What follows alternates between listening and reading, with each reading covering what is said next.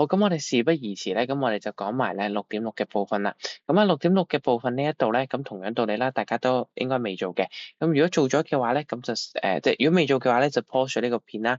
咁就先做咗先。咁做完之後咧，我會同你講翻個 debriefing。咁如果例如話咧，即係已經做咗啦，咁你就可以直接繼續睇個debriefing 啦。嗱，咁 density 佢係啲乜嘢啊？其實佢就係講緊咧 density 等於 mass over volume，咁我哋就係如果以英文嚟表達咧，我哋就話 mass per unit volume 啦。咁啊，對 unit of density is gram per cm cube，或者咧另一種就係 kilogram per meter cube 啦。咁啊，如果 OK 個 density of an object 佢係大於嗰個嘅 liquid 嘅話咧，咁即係代表緊咧嗰個物件咧就會沉於水啦，就係沉於嗰個液體啦。咁啊，個 ship 點解佢可以 flow in water 咧？Because 佢係有啲乜嘢啊？佢係 lower than 個sea water，就係代表緊個 density 咧係細過咧個 overall density 咧係細過咧個 sea water 嘅。OK，好，咁啊 extension 嘅部分我哋係唔會喺exam 度考嘅，咁所以我呢個位置就會 skip 咗佢啦。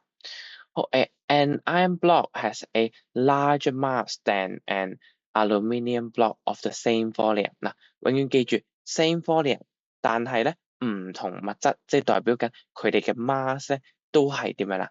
唔同嘅，唔同嘅 mass，即係代表緊佢哋嘅嗰個即係density 咧都會有所唔同嘅。所以喺呢一個嘅即係 statement 裏面咧，我哋會知道 iron block 咧佢應該係會重過 aluminium block 嘅。如果係 same volume 嘅情況之下，OK，if a metal cube is cut in half, the density also change to half。嗱，當我哋將個 metal cube 剪咗去，嗱，舉個例子，例如話我呢度有個盒，OK，我呢度有個盒，咁呢個盒咧點樣啦？咁呢個盒咧，舉個例子，我分開佢一半。咁當我掹咗佢之後，一半，OK，一半。咁其實咧，佢嗰個重量咧係 cut 咗一半嘅。同樣道理，個 volume 都係點樣啦？cut 咗一半。咁既然雙邊即係兩邊都少咗喎，即係咩意思啊？即係舉個例子，mass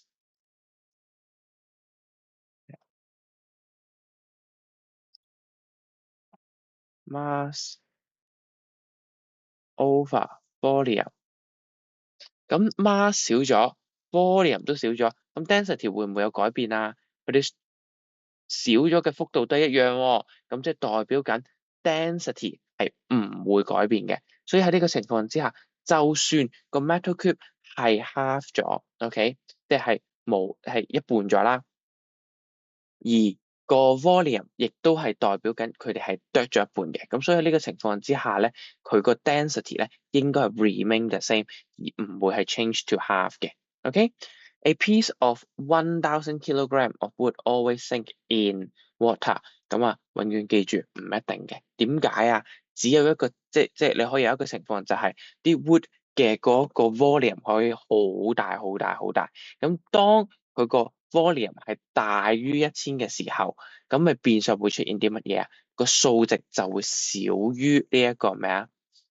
一啦，少於一，即係代表緊佢會浮於水，咁就唔一定咧係沉於水啦。舉個例子，例如我哋所整嘅木筏咧，都係咁樣嘅情況。我哋增加緊個 volume，我哋不斷整長個木筏啊，即係整長個木筏去，咁就我哋可以裝到多啲人。咁所以點解可以裝多啲人啊？正正就係因為我哋嘅 volume 大咗，但係咧個重量咧相對而言咧係追唔上個 volume，咁變相咧佢就會浮於水啦。The shape of a piece of plasticine 咧 affect whether it sink or float in water。咁啊，好明顯呢一個咧就會係 true 啦，因為咧如果 OK 個 shape OK 佢其實都係會改變嘅喎。點解啊？因為我舉個例子，我有一啲咧就係個形狀係三角形嘅，同另一個形狀咧係圓形嘅，又或者另一個形狀咧係正方形嘅。咁喺呢個情況之下咧，我哋會好明顯地見得到佢哋嘅容量係會改變嘅。咁由於容量係會改變嘅話咧，個 plasticine 咧就會點樣啦？就會沉啊，又或者會升，即會浮於水啦。咁但係調翻轉啦，個 shape 喎。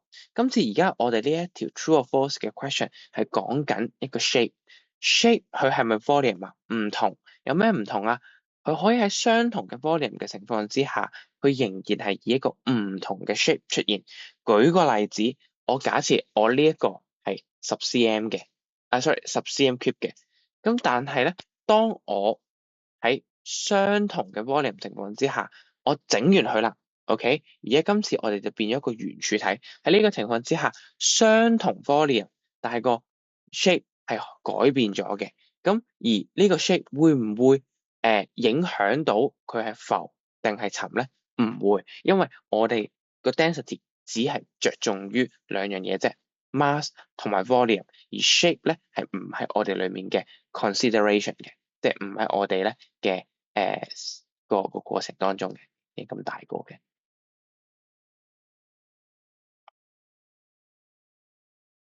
OK，得好啲啦。好，咁另外兩條咧就會係呢一個 extension，咁 extension 嘅部分咧我就唔多講啦。好，咁跟住之後咧，我哋就繼續再睇啦。咁我哋咧而家咧就會見得到咧，我哋擺咗啲嘢落去啦。咁佢通常佢都會叫我哋 arrange the object 咧 in a order of increasing density。increasing density 即係代表緊我哋要由小到大啦，increasing 啊嘛，咁即係小至大啦。OK，嘅呢一個排列咧，佢個順序咧係去排嘅。咁所以答案咧就會係 A 啦，PQRST 啦。OK，P 係最細嘅density，Q OK 第二細，跟住 R、S 最後咧 T 係最大嘅。好啦，咁跟住之後咧，我哋一於就嚟睇一睇呢一條咧好特別嘅計數啦。嗱，我哋見得到，我哋係8.96，但係咧我哋要將 gram 轉成 kilogram。OK，今次我哋要將 gram OK 轉成 kilogram，咁我哋要點樣轉啊？8.96，我哋 assume 我哋有8.96 gram 啦，咁其實係即係等同於啲乜嘢啊？唔好啦，我哋唔好用都得嘅，都得嘅。OK，咁即係等同於啲乜嘢啊？嗱，原來咧就會係唔好用8.96啦，用一啦。咁咧會係即係等同於啲乜嘢啊？就係咧，我會將呢個一咧點啊？除1000啦。OK，我將一個 gram 除1000，即係等同於1000分之1嘅 kilogram 啦。嗱，舉個例子，我唔用8.96，8.96相對而言比較複雜啊。OK，好，咁跟住之後啦，我哋再繼續睇啦。嗱，而家我哋由 cm cube 我哋要轉成 m cube 喎，咁點樣轉啊？舉個例子，我哋有1cm cube，其實係咪就係等同於幾多啊？1/100乘以1/100乘以1/100嘅 m 啦。OK，咁三個乘埋一齊，咁就最後咧就會成為呢一個咧1、2、3、4、5、1、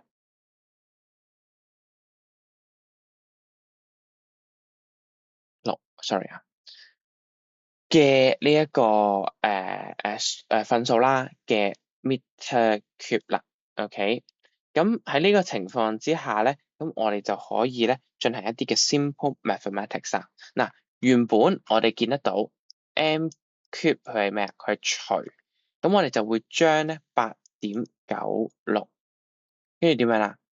除以1/10000。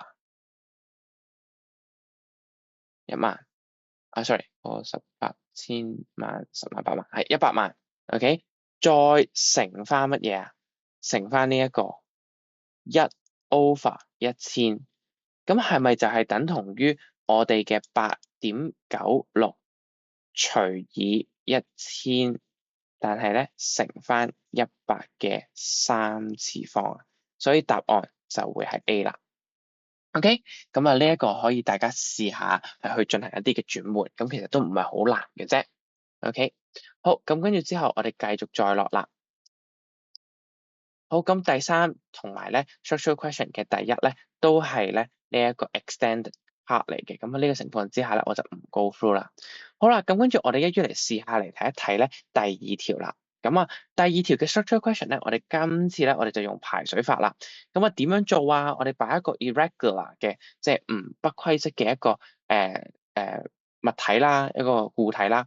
咁咧就擺咗落去咧 a tank of water，就一桶水度啦。咁有啲水咧就係點樣啊？displaced 啦 into 個 measuring cylinder。咩叫 displaced into 個 measuring cylinder？就係代表緊咧佢湧咗咧去個 measuring cylinder 度。咁喺呢個情況之下咧，佢就會 show 到咧個 volume of solid 啦。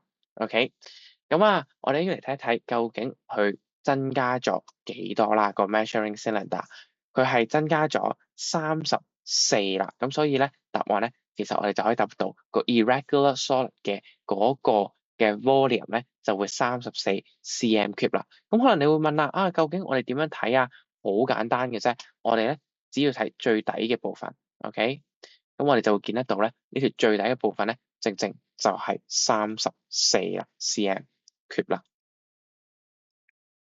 OK，好，咁喺呢個情況之下咧，我哋就一於繼續嚟睇一睇個 density 啦。嗱，我哋題目俾咗你，呢一個 irregular solid 咧係40.8 gram 嘅。咁我哋要點樣計啊？我哋就將40.8 gram 除翻34 cm cube，咁我哋咧就可以揾到咧1.2 gram per cm cube 嘅呢一個 density 嘅數值啦。嗱，永遠記住啊，unit 好重要，因為 unit 係佔一分嘅，佔一分嘅。OK，好啦，我哋繼續再落啦。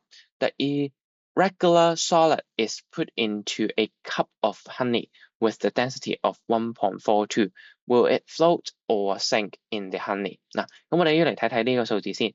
1.2呢個數值佢係點樣啊？佢係大於啊，定係少於1.42啊？咁好明顯，我哋可以見得到1.2呢個數值係少於1.2呢個數值係少於1.42嘅呢個數值嘅。咁所以即係代表佢係細於個 honey 嘅 density，即係代表緊佢係會浮啦。OK，因為個 density 咧係細於咧個 honey 嘅。好啦，咁跟住我哋呢度咧又再做多啲練習咧，就係講關於我哋嘅計 density 啦。嗱，我哋有20 gram 嘅水，有13.1嘅呢一個gram 嘅呢個 maple syrup，OK，跟住仲有啲 honey，OK，咁我哋點樣計咧？嗱，首先第一，我哋就要睇啦。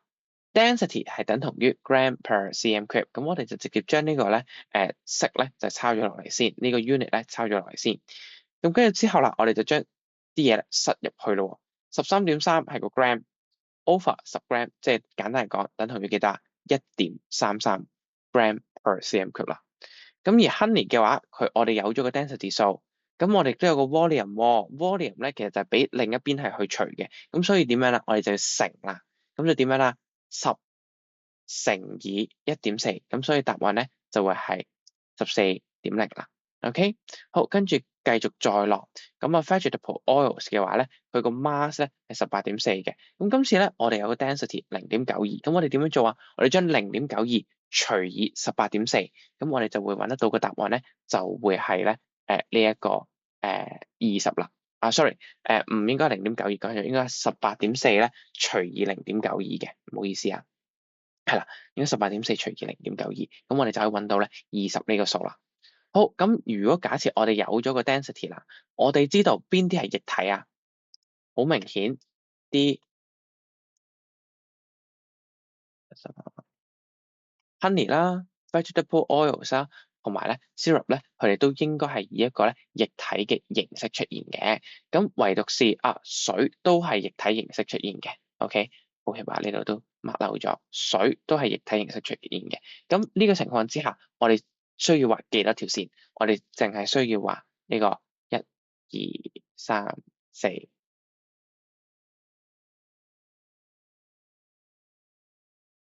係啦，我哋 total 咧，我哋就會畫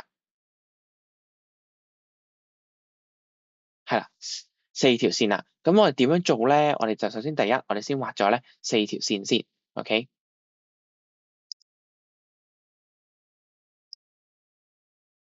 好，我哋先畫咗4條線先。喂，第一條線、第二條線、第三條線、第四條線。好，咁我哋就記得1、2、3、4啦，我哋就會有咧4行出嚟啦。咁呢4行咧，我哋就根據咧個 density 啦，最低0.92，0.92係乜嘢啊？呢一個係 vegetable oil 啦，OK。咁喺呢個情況之下咧，我哋就可以 mark 翻低，哦，佢就係攞住咧，即係呢一個位置咧，就係 vegetable oil 啦。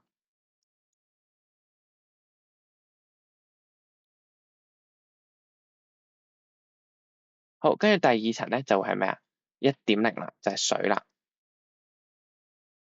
好，跟住之後咧就到1.33啦，呢個咧 which is 一個 syrup 啦。好，最後啦，咁就去到1.40啦，1.40嗰個咧就會係個 honey 嚟啦。OK，咁我哋畫完呢一個咧，就代表緊咧，我哋就已經咧重新咧溫完咗我哋呢一個嘅誒density 啦。咁啊，大家可以 check 計一計個分數究竟咧得唔得？咁啊希望啦呢一啲 debriefing 啦都可以幫助得到你啦。咁即係係咯，如果有其他問題嘅話，你都可以喺 Google Classroom 度問翻我。另外亦都good luck to everyone 啦。咁啊，希望大家咧都可以喺嚟緊呢一次最後呢個 exam 咧，都可以攞到一個好嘅成績嘅。好啦，咁我哋今日就嚟呢度啦，拜拜。